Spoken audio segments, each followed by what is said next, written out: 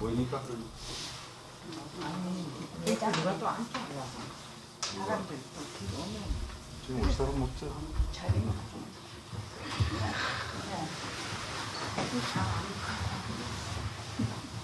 내 앞에 누가 하나? 왜안 네. 반갑습니다. 색소포니스트 박광식입니다.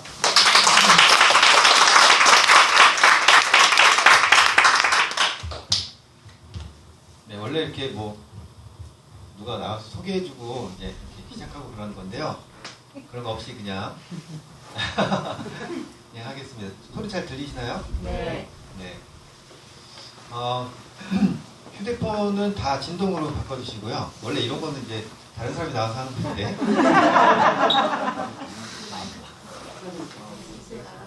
상관없어요. 홀더가 맞아요? 저는 이것도 상관없어요. 네, 괜찮아요. 네, 휴대폰 다 진동돼 계신가요? 네. 보통 이제 내가 진동일 거라고 생각하는데 알고 봤더니 또 전화가 올리고 그런 경우가 있거든요. 네, 그런 분들이 대부분 예의가 없어서 매너가 없어서 그런 게 아니고 진동인 줄 알았는데 이제 갑자기 소리가 나고 그런 경우들이 있어서 다시 한번 지금 확인해 주시고 이렇게 얘기했는데 이제 핸드폰이 울리면 그럼 이제 민망해지거든요. 그러니까 네, 그래서 이렇게 한번 확인해 주시고요. 지난 10주년 때도 왔었어요. 그때 혹시 있으셨던 분 계신가요? 네. 자, 아무도 손을 안 드셔요. 그러면 이번에 처음 봤습니다 하시는 분 한번 꽤 있으신 대부분이시군요. 그러면 네, 알겠습니다. 그러면 제가 이제 재작년에 했던 일부 얘기들 하고 또 최근에 있었던 소식들도 좀 전해주면서 이렇게 이제 오늘 공연을 진행하겠습니다. 여러분들이 이제 제 얼굴 이름을 잘 모르셨을 수는 있는데요. 연주는 다 들어보셨을 거예요. 그래서 TV 보다 보면 중간에 광고 나오잖아요. 광고에 나오는 색소폰 소리는 대부분 제 소리입니다. 그래서 아마 연주는 들어보셨을 거고, 뭐 예전에 뭐 신한은행, 뭐 메리츠증권, 뭐 KT 이런 각 유명한 광고들, 네, 연주를 이제 제가 했고요. 뭐 경마 이런 데서 도박하시는 분도 혹시 계시면 거기 나오는 색소폰 소리도 제 소리라고 들었습니다. 저는 직접 못 들었는데 녹음을 제가 했어가지고요. 어쨌든 그런 이제 관공서에서 나오는 그런 음악들도 이제 녹음을 많이 했었고 그래서 연주는 다 들어보셨을 거고요. 예전에 이제 뭐 가수들, 뭐 이효리 같은 가수들 이런 가수들과 함께 공연하고 방송하는 일도 했었다가 지금은 제가 뜻이 있어서 이제 가수들 뒤에서 연주하는 일은 이제 생각이 있어서 하지 않게 됐고. 대신에 이제 저희 밴드 멤버들은 여전히 가수들 공연을 해요. 방탄소년단 아시죠? 네. 네, 방탄소년단의 밴드 마스터 그리고 뭐 편곡 이런 공연 콘서트 할 때 연주하는 일들도 저희 팀들이 다 하고 있고요. 그래서 유명한 가수들하고 하는 작업들도 저희 팀들이랑 다 하고 있습니다. 저는 그동안 이제 전쟁 지역, 재난 지역, 또 분쟁 지역들을 다니면서 공연하고 위로하는 일들도 했었고요. 그래서 이제 최근에 또 우크라이나 인근 지역들도 다녀왔어요. 그래서 그 얘기는 제가 이따가 또 하고요.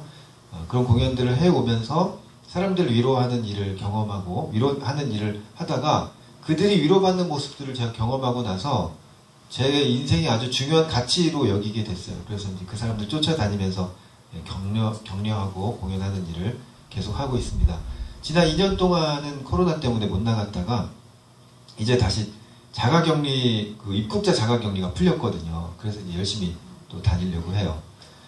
첫 번째 들려드릴 곡은 나의 슬픔을 이라는 곡인데 곡의 내용은 나의 슬픔을 주님께서 기쁨으로 바꾸셨습니다. 그래서 내가 잠잠할 수 없어서 기쁨의 춤을 추게 됩니다. 이런 고백이거든요.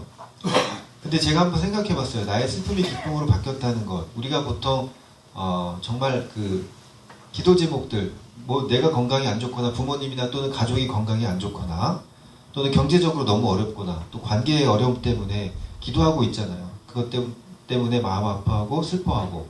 근데 내 슬픔이 기쁨으로 바뀌었다는 건 내 기도 제목을 들어주셨던 것만을 의미하는 걸까?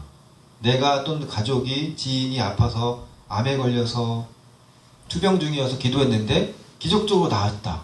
또 경제적으로 어려웠는데 하나님께서 갑자기 경제적으로 이렇게 부어주셨다. 또는 관계가 안 좋았는데 회복됐다. 이런 것들. 이런 것들만을 말씀하는 건 아니라고 저는 생각합니다. 내 슬픔이 기쁨으로 바뀌었다는 건 내 상황이 여전히 건강이 안 좋고 여전히 관계가 안 좋고 경제적으로 어렵고 내 기도가 여전히 그냥 기도 제목일 수밖에 없는 상황일지라도 그 상황 가운데 있게 하신 주님을 바라볼 때 내 슬픔이 기쁨으로 바뀐다고 저는 믿습니다. 아멘. 이 시간에 이 찬양할 때 마음의 아픔 가운데 있는 사람들 또 그 무거운 기도 제목을 가지고 계신 분들 비록 그것들이 해결되지 않았을지라도 주님 바라보시면서 기뻐하셨으면 좋겠습니다. 아멘. 저희 밴드하고 같이 이제 녹음을 해서 유튜브에 올렸는데 조회수가 그래도 한 200만 가까이 올라갔어요. 밴드가 연주하는 음악치고는 굉장히 조회수가 많이 나오는 편이긴 한데요. 네, 나의 슬픔을 들려드리겠습니다.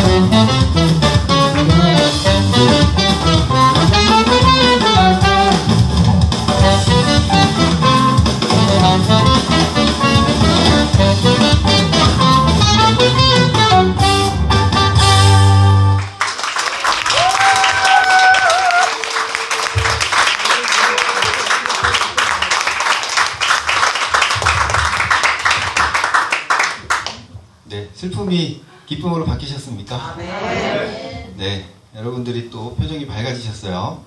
좀 전까지만 해도 되게 무시하는 표정이었는데 네, 한국 듣고서 표정이 굉장히 밝아지셨습니다.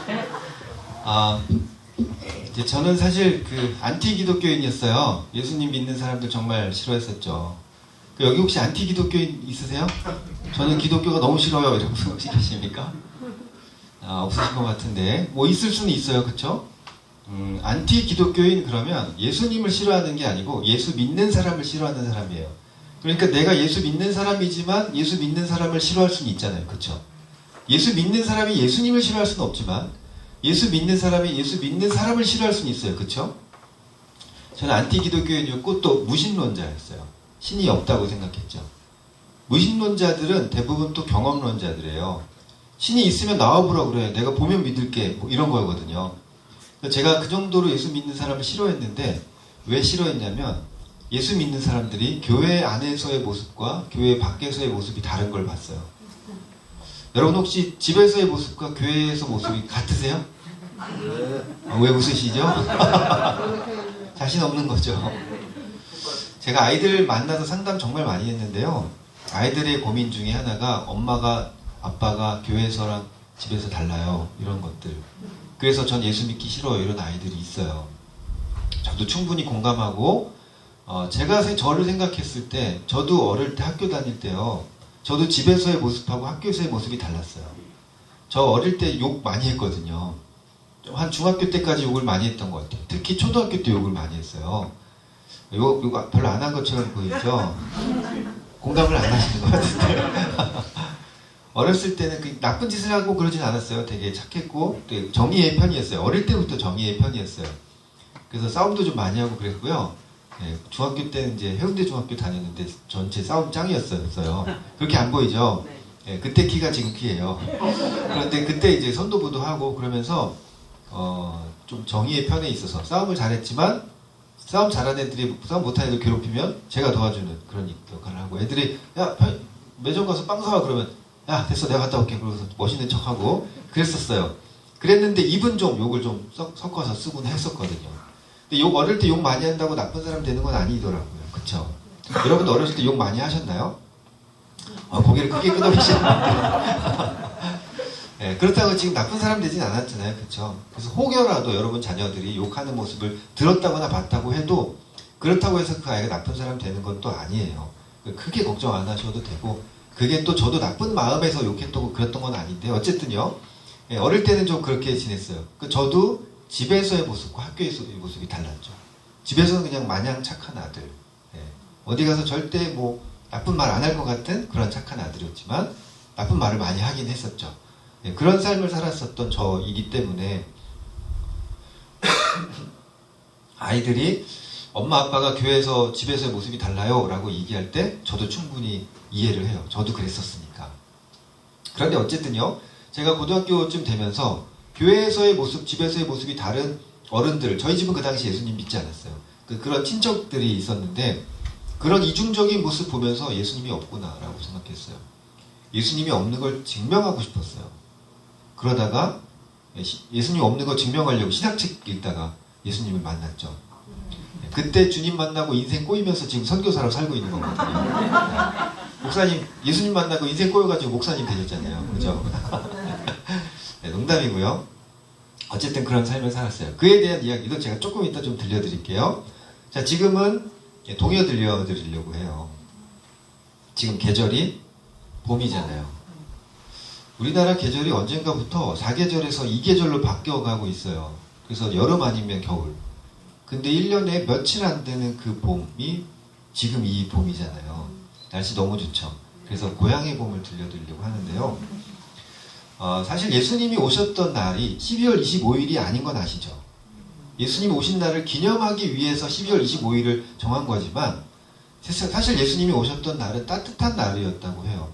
많은 신학자들이 또 역사학자들이 얘기하는데 성경의 각 구절들을 보면 예수님 오셨던 그날 직접 초대받은 사람들이 있어요. 누구죠? 임금인가요? 재력가들인가요? 목자들이에요. 목자들. 심지어 그 목자들을 하나님께서요, 이 우주의 역사에 엄청난 날이잖아요. 예수님, 하나님께서 인간의 옷을 입고 이 땅에 오신 날. 그 우주 역사의 대변혁이 있는 그날 초청한 사람들이 고작 목동들이었어요. 그것도요, 천사들 직접 보내서 양틈에 자고 있던 그 목자들에게 주님 오신 걸 알린 거죠. 그 초대받은 소수의 사람들, 그 목자들. 그 사람들 초청했어요. 그 예수님 오신 날 목자들이 양틈에서 밖에서 자고 있었다는 건 따뜻했다는 얘기예요. 양들이 우리에 있지 않고 밖에서 잤다는 건 밖에서 풀 뜯다 자는 거예요. 이동하면서. 그러니까 풀 뜯을 때는 겨울이 아니고 최소한 봄에서 여름, 가을쯤 됐겠죠. 그러니까 따뜻한 계절에 주님께서 오셨다고 역사학자들, 성경학자들이 얘기하고 있어요. 그리고 이스라엘하고 우리나라가 위도가 비슷해서 기후가 비슷하거든요. 그러니까 밖에서 양들과 함께 잘 수 있던 계절이면 따뜻한 계절이었어요. 어쨌든요. 그때 그 따뜻한 계절에 주님 오셨는데 마국간에서 나셨어요. 제가 사실 오늘 전도사님 집에서 전도사님이 이제 집을 나가시고 전도사님 집을 내주셨어요. 그래서 제가 어제 밤에 왔거든요. 밤 12시쯤 왔는데 전도사님이 집을 내주시고 전도사님 다른 데 가시고 제가 이제 그 집에서 묵었어요. 저 같은 사람을 위해서도 방을 내주는데 예수님 오실 때요 방을 안 내줬어요. 우리 인간들이요. 그래서 할 수 없이 마국간에서 애를 낳았어요. 저도 아들을 셋을 낳았거든요. 제가 안 낳고 아내가 낳았어요. 네, 구조적으로 낳을 수가 없어서. 그런데 아들 셋을 낳았는데 다 병원에서 낳고요. 무균실로 보냈어요. 그 며칠 동안은 시간 맞춰서 면회를 했죠. 왜요? 병균 옮을까 봐. 그런데 그 따뜻한 계절에 여러분 마국간 가보셨죠?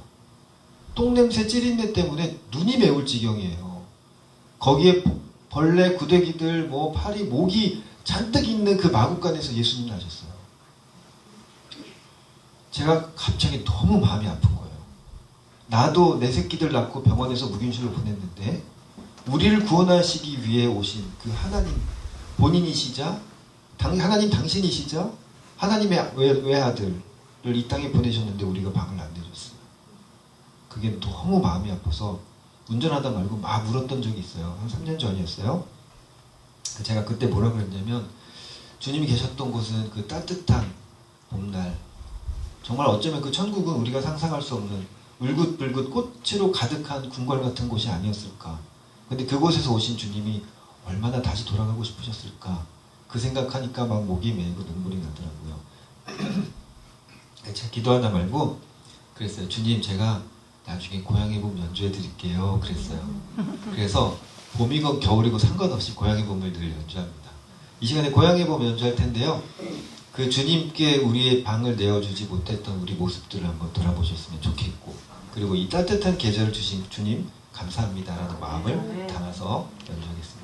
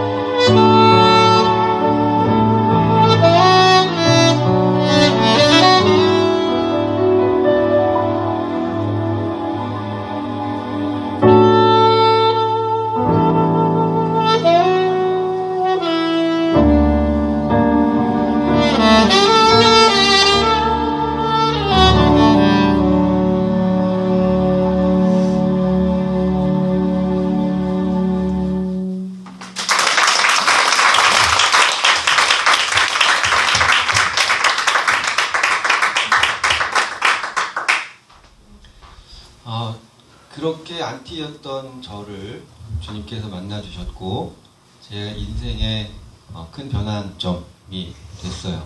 그전에는 성공이 되게 중요한 줄 알고 살았는데 예수님 믿고 나서 말씀을 보니까 성경에 성공이라는 단어가 등장을 안 하는 거예요. 우리가 생각하는 성공, 돈, 권력, 명예를 얻고 이 땅을 휘어졌고 움켜쥐고 막 이런 걸 정말 우리는 세상의 성공이라고 얘기하는데 성경에 성공이라는 단어가 개역 개정, 개역 한글에 한 번, 두 번 나오는데요. 우리가 말하는 그 성공이 있죠. 막 돈, 권력, 명예 막 이런 게 아니라 그냥 내가 뭔가 시도했을 때, 내가 뭔가 이루고자 했을 때 원했던 걸 얻는 것, 그것을 성공이라고 말씀하신 것이 개역 개정 한글에 한 번, 두 번 나왔고요. 그 외에 등장을 안 해요. 예수님께서 중요한 얘기는요, 반복해서 말씀하시거든요. 반복해서 강조하면서 말씀하세요. 내가 진실로 진실로 너에게 이룬다고 하시면서 말씀하시거든요. 근데 그럴 때는 단 한 번도 성공을 말씀하지 않으세요.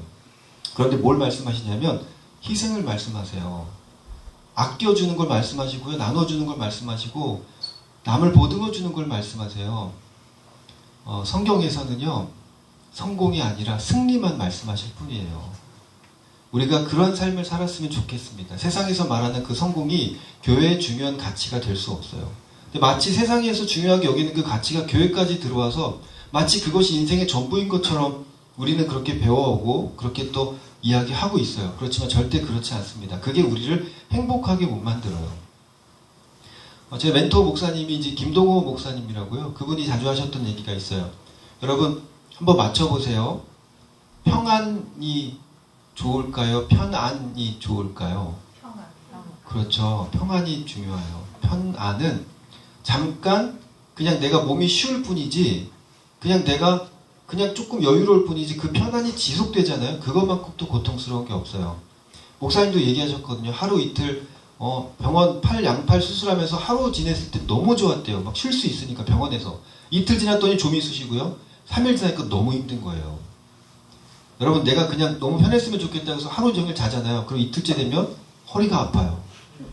오히려 너무 많이 자면 허리 아프고 머리도 아프고 그러거든요. 그리고 그것만큼 힘든 일이 없어요. 마냥 쉰다고 마냥 편안한 게 계속된다고 우리에게 평안 주지 못해요. 근데 그 참 평안은 어디서 주냐면 주님의 말씀으로부터 나옵니다. 하나님께서 우리에게 말씀하실 때 되게 불편한 거 얘기하세요. 편안한 걸 얘기하지 않으시고요. 되게 불편한 거 얘기하세요. 오리를 가자 그러면 심리를 가져야 돼요. 오른뺨을 치면 왼뺨도 돌려야 돼요. 우리는 어떻게 하죠? 오른뺨 맞으면 양뺨을 때리죠. 복수하는 걸 좋아하잖아요. 끝까지 쫓아와서 때리는 애들 있어요. 그걸 보면요. 학교 다닐 때도 보면 한 대 때리고 도망가면 그냥 끝까지 쫓아와서 결국 두 대 때리는 애들이 있거든요. 우리는 그렇게 복수하는 거 좋아요. 그리고 속옷 겉옷 다 내주래요. 고아와 과부들의 친구가 돼줘야 되고요. 그들의 기댈 어깨가 되어줘야 돼요. 값없이 꿔주래요. 그리고 부자 청년에게 뭐라고 하셨어요? 네가 가진 재산을 다 팔아서 가난한 자들에게 나눠주고 와라. 근데 그 뒤에 말씀이요. 그리하면 너희에게 하늘의 상급이 있을 거라고 말씀하세요. 저는 그게요. 값없이 다 꿔주고 가난한 사람들에게 나눠주면 나중에 천국 가면 상급을 받는 거구나 라고 받아들였어요. 근데 최근 들어서 저에게 다시 한번 말씀하셨어요. 여러분 하늘의 상급은 언제 받죠? 지금 받는 거예요. 하늘의 상급이 너에게 있을 거라고 말씀하신 건 천국 오면 그때 줄게가 아니에요. 그 하늘의 상급은 내가 돈을 다 퍼주면 돈을 준다는 얘기는 아니에요. 내가 남을 위해 희생하고 몸이 어려워졌을 때 그냥 단지 편안해지는 것을 말씀하시는 건 아니에요. 그런데 놀랍게도요. 마음에 쉼을 주세요.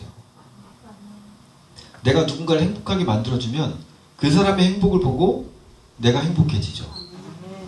그게 하늘의 상급이에요. 비교할 수 없는 하늘의 상급인 거죠. 사람 한 명 살리기 쉽지 않은 돈 1,000만 원으로 우물 파서 3,000명 살리게 되면 그것만큼 행복한 게 없거든요. 그게 평안이에요. 그런데 오늘날 우리는 자꾸 더 움켜쥐려고만 하죠. 과학자들이 증명해냈어요. 내가 가지려고 하면 가지려고 할수록 더 궁핍해지고 더 욕심만 더 생기고 삶의 부담은 점점 더 커져간대요. 그런데 행복이 어디서 오냐면 내가 누군가를 행복하게 만들어줬을 때 그의 행복을 보고 내가 행복해진다는 이론인데요. 그걸 이제 엔돌핀과 도파민의 그 상호작용을 통해서 말씀드릴 수 있지만 지금 과학 시간이 아니니까 생략하고요. 그 과학자들이 증명해냈어요. 누군가를 행복하게 만들었을 때 그의 행복을 보고 내가 행복해지는 거. 아멘. 여러분 그렇게 사는 게 성경적인 거거든요. 성경에서 계속 보면 마태복음 11장 28절 우리 다 알잖아요. 수고하고 무거운 짐진 자들은 다 내게로 오라 내가 너희를 쉬게 하리라. 끝인가요? 거기서 안 끝나죠. 우리는 그냥 거기까지만 딱 인용해서 막 전도할 때 쓰죠. 수고하고 무거운 짐진 자들은 다 내게로 오라 내가 너희를 쉬게 하리라. 끝!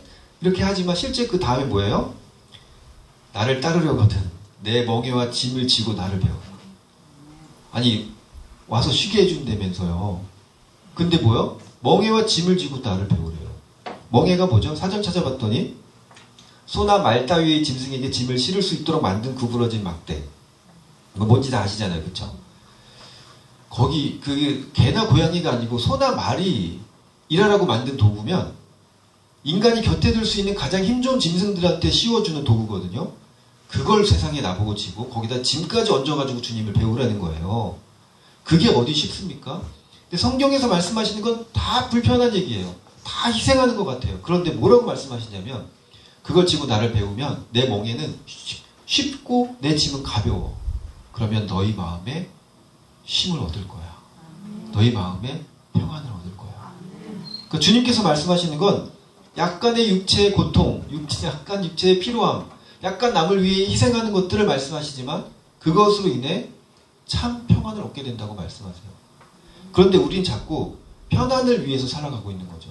그 편안이 평안을 주지 못하고 그 편안이 행복을 주지 못하는데 마치 그것이 최고의 가치인 것처럼 쫓아가는 거죠. 할렐루야. 아멘. 이 세상 살아가면서 성경에서 말씀하시는 중요한 가치가 있다면 그건 내가 희생하고 내가 아껴주고 베풀어주고 사랑하고 그것들인데 그것이 아닌 성공을 세상의 성공을 목적으로 삼고 산다면 우리의 삶의 무게는 더 무거워질 거라고 저는 믿습니다. 예수님 말씀대로 살아가시기를 도전하시는 저 여러분 되셨으면 좋겠습니다. 아멘. 그렇게 사는 것이 우리 인생의 진짜 행복입니다. 이 시간에 이제 어메이징 그레이스 찬양할 텐데요. 이 어메이징 그레이스를 쓴 사람은 사실 존 뉴턴이라는 사람이에요. 원래 흑인들을 잡아다가 노예로 팔아넘겼던 노예선의 선장이었어요. 그가 죽을 뻔한 고비를 몇 번을 겪게 되는데 그때마다 하나님께 살려달라고 기도합니다. 그리고 하나님께서 그를 살려주셨거든요. 그리고 나서 그가 모든 죄를 회개하고 쓴 곡이 바로 이 어메이징 그레이스입니다. 나 같은 죄인 살리신 주 은혜 놀라워 잃었던 생명 찾았고 광명을 얻었네. 이 고백이 오늘 저와 여러분의 고백이 되었으면 좋겠습니다.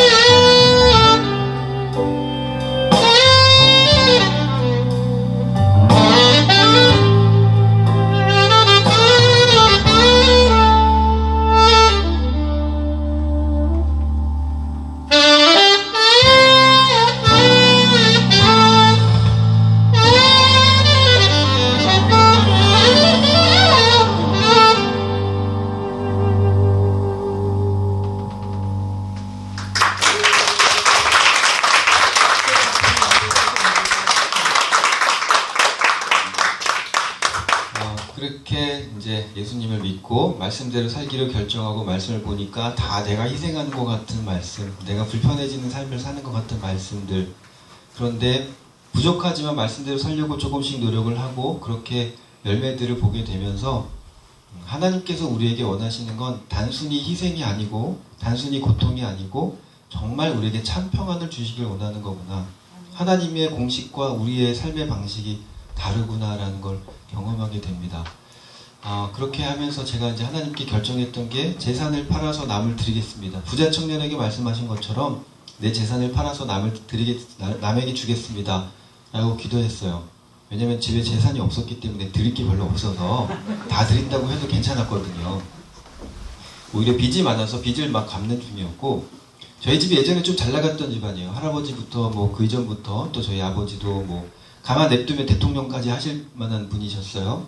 그런데 이제 아버지가 그 당시 군인이었는데 육군사관학교 장교셨는데 아버지 부대 밑에 있던 장교가 아버지 허락 없이 부대차를 끌고 나갔는데 사망사고를 냈어요.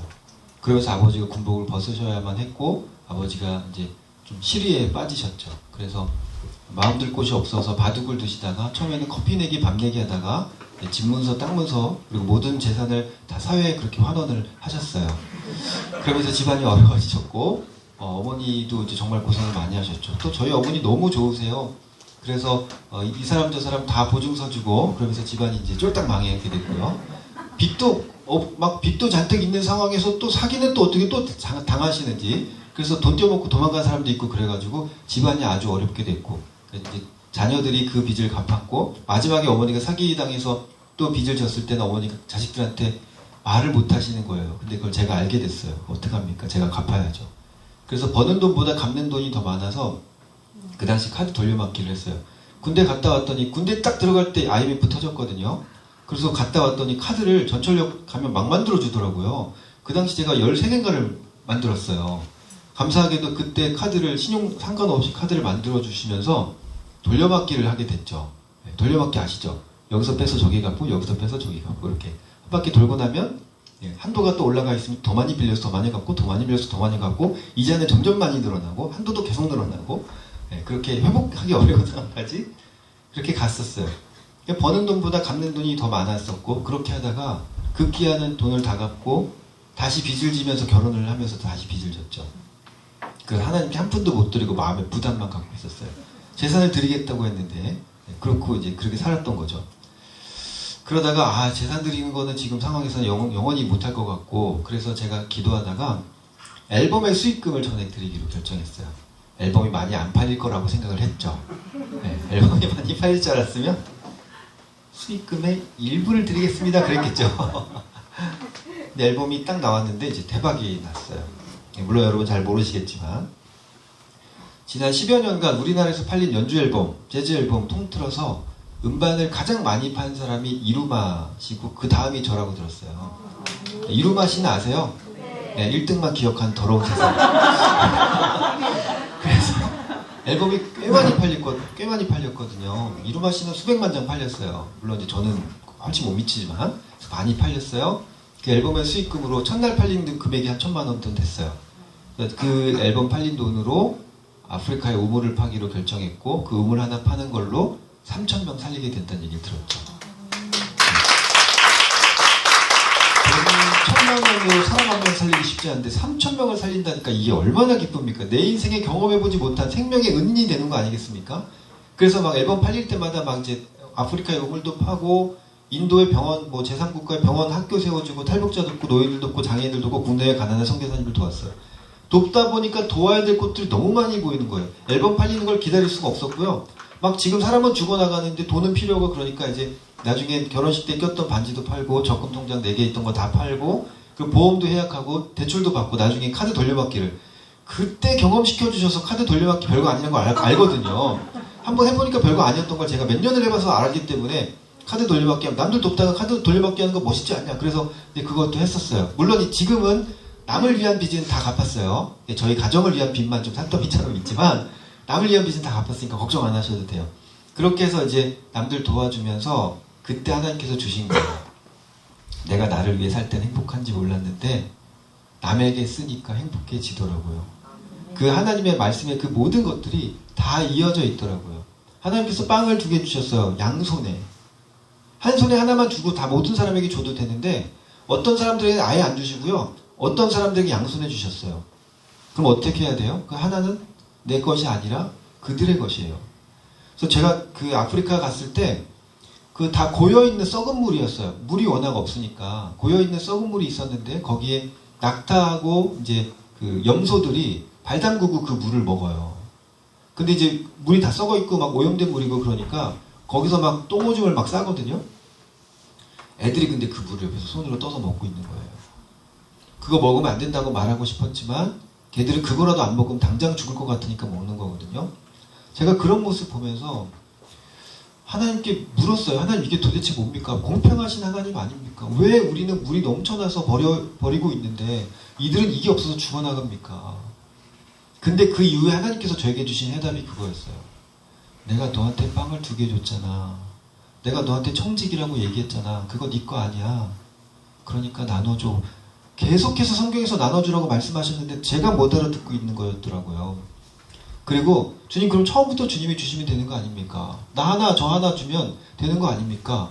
주님께서 가르쳐주신 것들이 이거였어요. 내가 너한테 2개 주면 얼마나 아름다운 일이 생기는지 보여줄게. 내가 너 하나 저 애 하나 주면 너는 너대로 저 애는 저 애대로 살겠지. 그런데 내가 너에게 2개 주고 네가 나눠주면 너희 안에 관계가 생겨. 너희 안에 사랑이 생겨. 그리고 그는 너에게 받아서 너에게 고마워하겠지. 그 너에 대한 사랑이 생기겠지. 너는 원래 네 것이 아님에도 불구하고 그의 고마움 때문에 행복해지겠지. 그리고 그에 대한 사랑이 생기겠지. 나는 내 자녀들이 이렇게 서로 사랑하고 사는 걸 정말 보길 원한다라는 마음을 저에게 주셨어요. 주기도문 한번 보세요. 오늘날 내가 일용할 양식 아니고요. 우리에게 일용할 양식을 구하래요. 주님께서 기도 다 들어주셨다고 저는 믿거든요. 그러면 내게 넘치는 양식은 내 것이 아니라 우리 거였던 겁니다. 제가 이 얘기를 여기 와서 이렇게 잘 할 수 있는 건 이 교회가 그래도 에덴의 동산 교회가 그 나눔을 잘 하고 있지 않습니까? 그쵸? 빵도 나누고 막 그 붕어빵도 막 하고 뭐 그러잖아요. 이것저것 막 비빔밥도 하고 그러잖아요. 제가 되게 자랑스러웠거든요. 그런 일을 하는 거 보면서 목사님 외모를 봤을 때 절대 그렇게 안 하실 것 같이 생겼지만 네, 근데 이제 그 사모님이 참 고생이 많으시겠다는 생각을 늘 하는데요. 네, 그렇게 남들 섬겨주고 하니까 그게 또 언론에도 타고 또 주변 사람들에게 교회들이 칭찬받잖아요. 저는 교회가 이렇게 살아야 된다고 믿거든요. 교회가 서로 살아가는 모습들을 보고 세상 사람들이 야 저들이 그리스도의 제자구나라고 할 거라고 주님이 말씀하셨잖아요. 그런 삶을 우리 그리스도인들이 살아야 된다고 믿습니다. 지금 교회 기독교인들을 제외한 모든 사람들이 다 안티 기독교인인 것 같아요. 왜 그럴까요? 교회 다니는 사람들이 말씀대로 안 살아서. 저는 그 우리의 삶이 문제라고 생각합니다. 구원은 물론 삶으로 얻는 건 아닙니다. 행함으로 구원을 얻는 건 아닙니다. 믿음으로 얻죠. 마음으로 믿고 입술로 시인하고 구원은 믿음으로 얻지만 그 믿음은 행함으로 증명하는 거거든요. 그 믿음에 대한 반응이 행함이거든요. 제가 그 내비게이션으로 여기를 딱 찍었을 때 뭐 2시간 40분 이렇게 걸리더라고요. 그리고 내비게이션에 뭐 11시 뭐 20 몇 분 도착한다고 나오더라고요. 제가 목사님께 그렇게 얘기했어요. 11시 몇 분에 도착할 거라고. 왜요? 저 내비게이션 믿거든요. 그냥 그 믿음에 대한 반응, 당연히 그쯤 도착하겠지. 뭔 일이 없으면 기껏해야 10분, 20분 더 빨라지거나 느려지거나 그쯤 도착하겠지라고 믿거든요. 그게 믿음에 대한 반응이거든요. 예수 믿는 사람들이 그 믿음에 대한 반응이 행함으로 나오지 않는다면 가짜로 믿는 거예요. 내가 예수를 믿는다고 착각하는 거죠. 좀 불편한 얘기지만 좀 나눌게요. 제가 코로나 딱 터지고서요, 온라인으로 예배를 드리면서 어느 날 이제 저희 11시에 온라인 예배 드렸거든요. 11시 전에 이제 소파에 앉았어요. TV에 연결이 돼 있어서 컴퓨터도 켜놨고 이제 TV에 연결돼 있어서 TV만 틀면 돼요. 11시 5분이 되도록 제가 스마트폰 들여다보고 있었어요. 예배가 시작됐다는 걸 잊었던 게 아니에요. 제가 스마트폰 보면서요, 지금 이제 시작했겠네. 지금 찬양팀 하고 있을 텐데 이러면서 계속 핸드폰을 보고 있었어요. 그 전까진 제가 예배를 사모한다고 믿었어요. 하나님 예배하는 걸 전 사모하고 있다고 믿었거든요. 근데 그날 증명된 거예요. 저는 예배를 사모하는 사람이 아니었어요. 제가 예배를 사모한다고 저 스스로 속고 있었던 거예요. 좀 더 과하게 표현하면 내가 하나님을 믿는다고 믿고 있는 걸 수도 있어요. 내가 하나님 믿는 것으로 착각하고 있는 걸 수 있다니까요. 우리의 신앙이요. 내 믿음의 행함이, 내 행함이 내 믿음에 대한 반응이 행함으로 나오지 않고 있다면 여러분 잘못 믿고 있는 걸 수도 있어요. 정말로 그걸 믿는다면 저절로 행해줘야 되는 거 아닙니까? 주님께서 이렇게 살라고 했으면 내가 정말 주님을 사모하고 내가 말씀대로 살기를 결정한 사람이라면 그렇게 살아야 되는 거 아닙니까? 그런데 그 행동이 나에게서부터 나오지 않는다면 어쩌면 내가 예수님 믿는 걸로 착각하고 있는 걸 수 있어요. 여러분 잘 한번 살펴보셔야 됩니다. 인생 짧은 기회에 100년 주어지는 이 짧은 시간 동안에 내가 돈, 권력, 명예 위에 살고 있다면 여러분 이거 잘못 살고 있는 겁니다. 그 인생 아깝지 않습니까? 짧게 사는 동안 주님께 다 드리고 가야죠. 주님께 다 증명하고 가야죠. 주님 제가 다 드리고 갑니다. 주님 이게 진짜 재밌는 인생 아니겠습니까? 이렇게 살겠습니다 라고 자신있게 얘기할 수 있어야 되지 않겠습니까? 저도 물론 부족하지만 함께 부족한 우리가 그 주님 말씀대로 살아가는 것들을 향해 달려나갔으면 좋겠습니다. 네, 할렐루야. 네. 이 시간에는 내가 천사의 말을 한다 해도 찬양할 거예요. 제가 중국, 일본 사람들 정말 사랑한다고 믿었어요. 왜냐면 제 돈을 들여서 중국 사람들 위해서 선교하고 또 일본 사람들, 쓰나미 피해자들 그렇게 돕고 일본 사람들 제가 만나면서요. 그 사람들 제일 먼저 재건된 집이 있어요. 거기서 그 사람들하고 같이 먹고 자고 그들 같이 먹고 같이 자고 며칠 말도 안 통하는데 그렇게 대화해 가면서 며칠 동안 지내고 마을 회관들 다니면서 공연해주고 가설주택, 임식주택들 다니면서 공연해주고 많게는 한 달에 3번씩도 들어갔어요. 다 자비량으로 들어갔죠. 그렇게 그 사람들 공연해주고 위로해주고 그 사람들 흘리는 눈물 보면서 저도 감동하고 감사해하고 그런데 어느 날 보니까 제가 그 사람들을 진심으로 사랑하고 있지 못하더라고요. 일본어를 잘 몰라서 적당히는 알아듣지만 잘 몰라서 옆에서 통역해주는데 통역해주는 친구가 갑자기 표정이 굳었어요. 그래서 왜 그래? 뭐라고 얘기했는데 그랬더니 나중에 얘기한대요. 그래서 나중에 들어보니까 이 친구가 자꾸 저를 통역해주니까 그 사람들이 뭐라 그랬냐면 야 쟤네는 우리나라 속국이었는데 왜 우리 말도 못 알아들어? 라고 얘기를 했다는 거예요.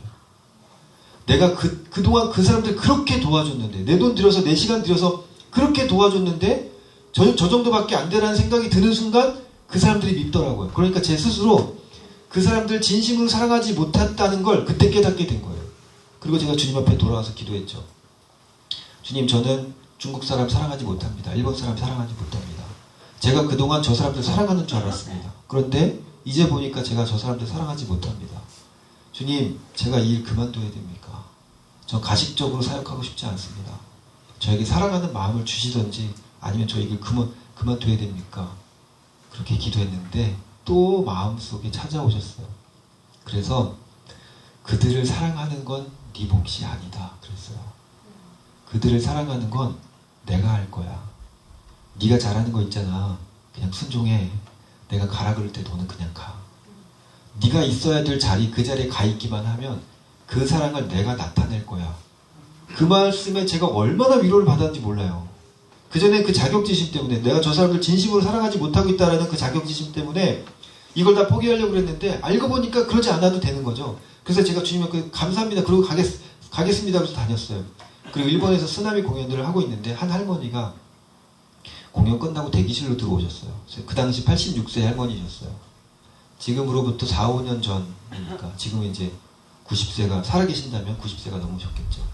그 할머니가 쓰나미가 모든 것을 가져갔습니다.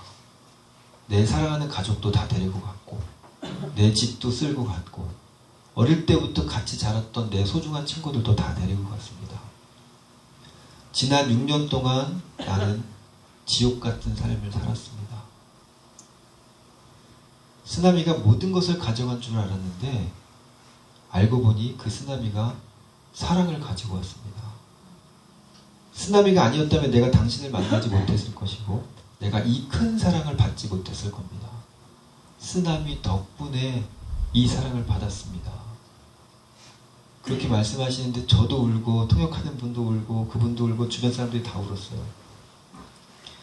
얼마나 막 마음이 미어졌는지 몰라요.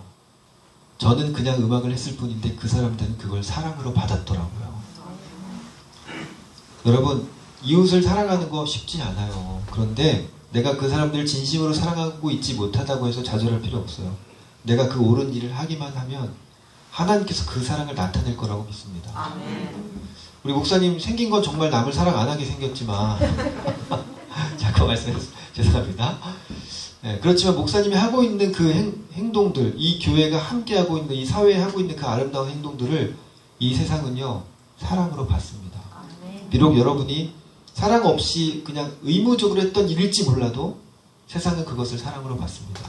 모든 사람이 사랑으로 받지 않을 수는 있습니다. 그렇지만 정말 사랑이 필요한 그 누군가는 그것을 평생 잊지 못할 사랑으로 받을 수 있습니다. 그 귀한 일 하시는 여러분들 축복하고요. 멈추지 않고 계속 달려나가셨으면 좋겠습니다. 아멘. 내가 천사의 말 한다 해도 이 시간에 이 찬양 갈 때 산을 옮길 만한 믿음이 있으면 뭐합니까? 내 가진 거 다 주면 뭐합니까? 내 마음에 사랑이 없으면 아무 소용없습니다.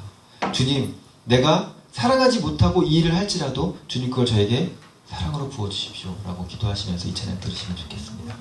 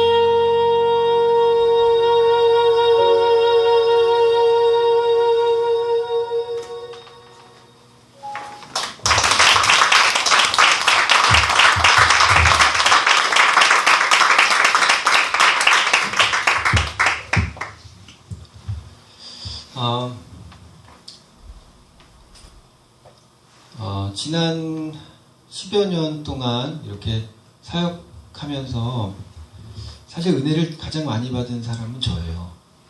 예. 이게 하나님의 법과 실인 것 같아요. 은혜를 주고자 하면 제가 은혜를 가장 많이 받고요. 예. 섬기러 가면 제가 가장 많이 섬김을 받고요. 예. 그래서 아마 그것 때문에 지금까지 달려올 수 있었던 것 같아요. 남을 돕고자 하면 언젠가 그게 나를 돕고 있는 것을 깨닫게 되죠. 늘 그렇게 생각해요. 섬기러 갔다가 섬김을 받고 오고 결국은 그냥 나는 지 좋은 일 하고 섬김 받고 누릴 거 다 누리고 살고 있구나라는 생각을 하게 됩니다. 근데 그게 저는 이 일을 계속 하게 될 수 있는 원동력이라 생각하고 그게 하나님의 방식이어서 선한 일을 하고 아름다운 일을 하는 사람들이 포기하지 아니하면 결국은 그 아름다운 열매를 맺게 되는 것들을 보여주시는 게 그게 하나님의 법칙이라고 저는 생각합니다.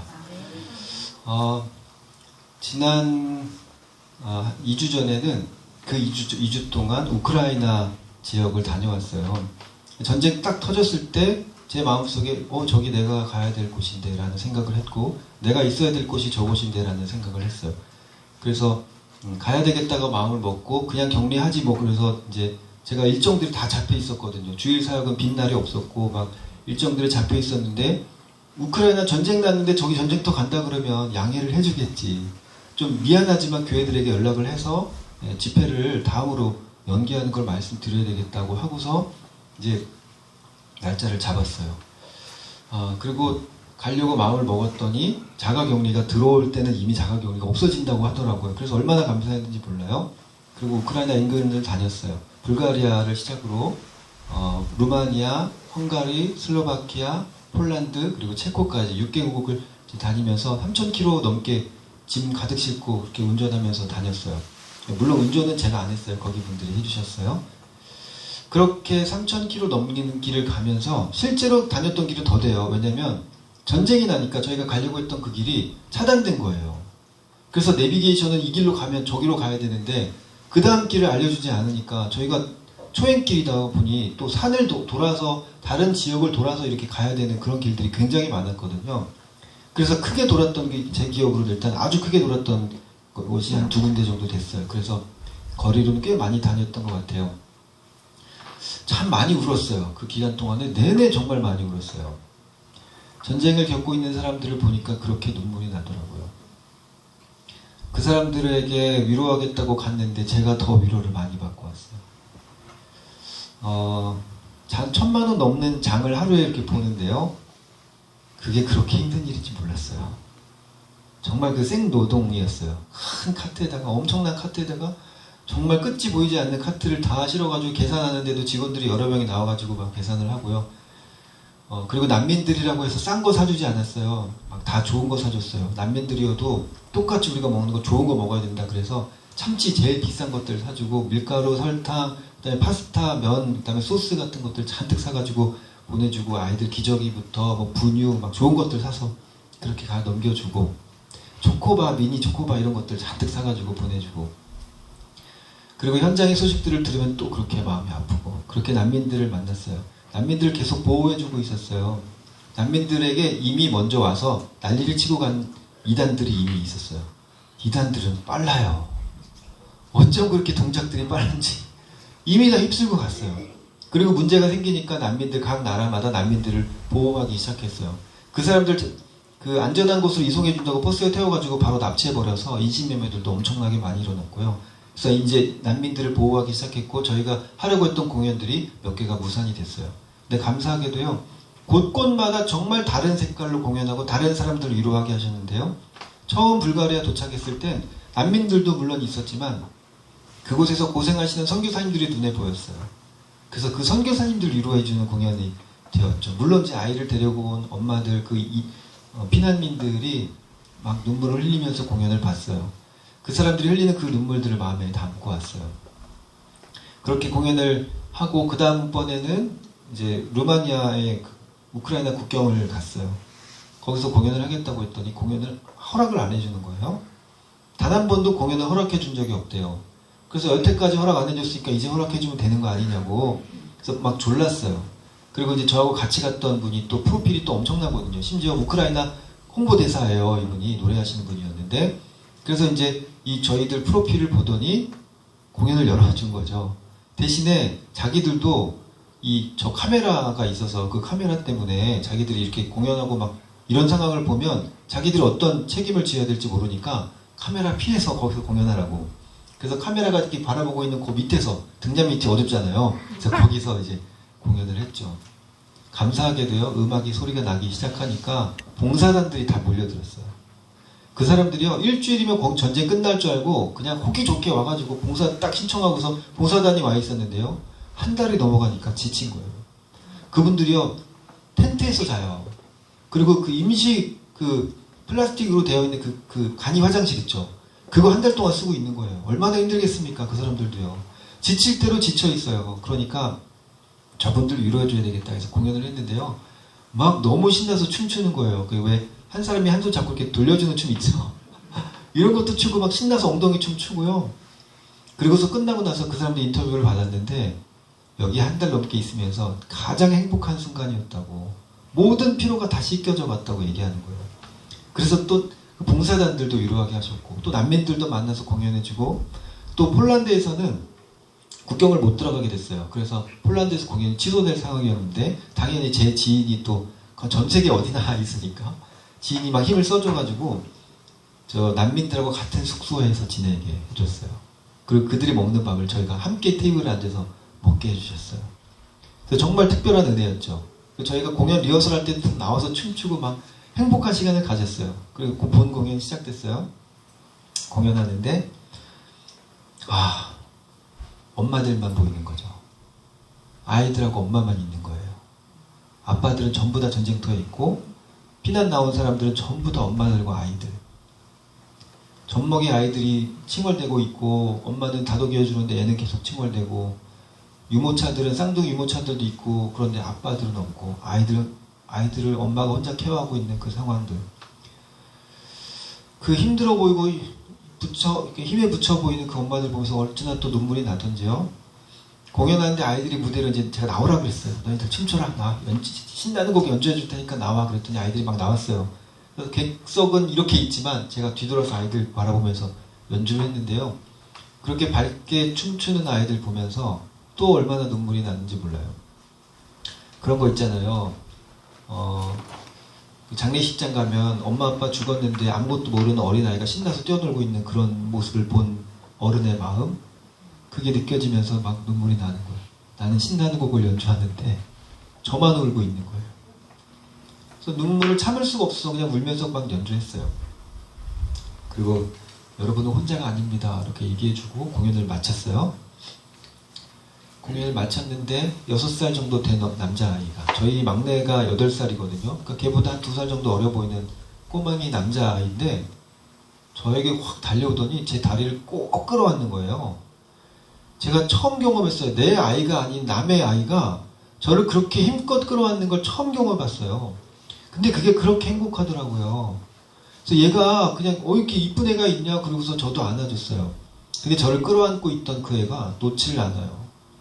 그리고 그 품에서 떠나질 않아요. 그 모습을 본 옆에 있던 한 아주머니가 울기 시작했어요. 그 아이의 엄마였고요.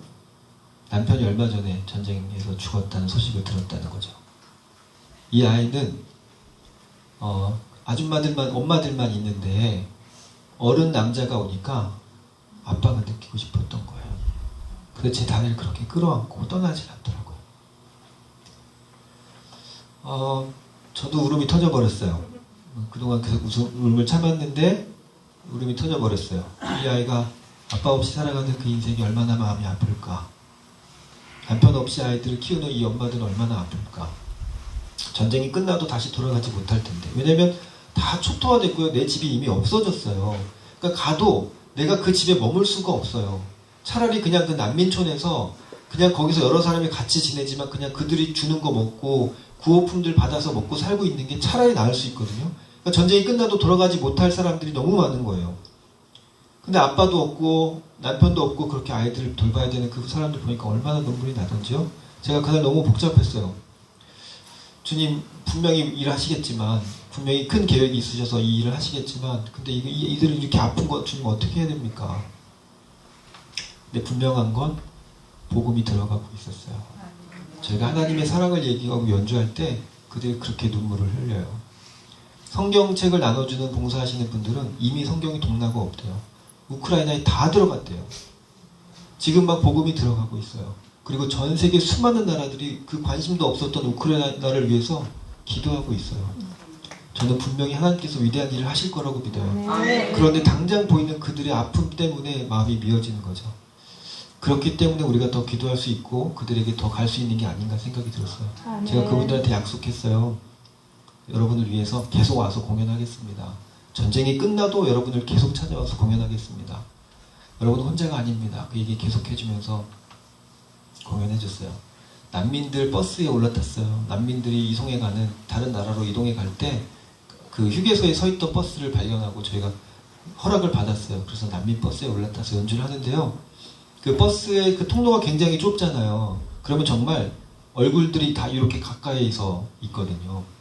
그 통로를 다니면서 사람들 연주해 줄 때 제가 연주할 때는 사람들이 다 제 눈을 보잖아요. 그러니까 그 버스 안에 있는 모든 사람은 다 저를 쳐다보고 있고 저는 한 사람 한 사람 볼 수 있었어요. 다른 데 눈 돌리고 있지 않고 저를 쳐다보고 있는 그 모든 사람을 바로 코앞에서 쳐다보면서 연주했어요. 그리고 제가 약속했죠. 여러분 언젠가 전쟁이 끝나고 제가 계속 우크라이나 들어가서 공연할 텐데 여러분 언젠가 다시 만납시다. 여러분이 어디 살든 제가 어디까지 갈 테니까 여러분 우리 반드시 만납시다. 여러분 혼자가 아닙니다. 그랬어요. 그리고 오는 또 길에 어찌나 또 눈물이 나든지요. 저는 사실 다른 사람의 일에 별로 관심이 없어요. 성향 자체가 그래요. 다른 사람 일에 관심이 없어서 그냥 원래 저들이 전쟁 나도 저에게 남일이에요.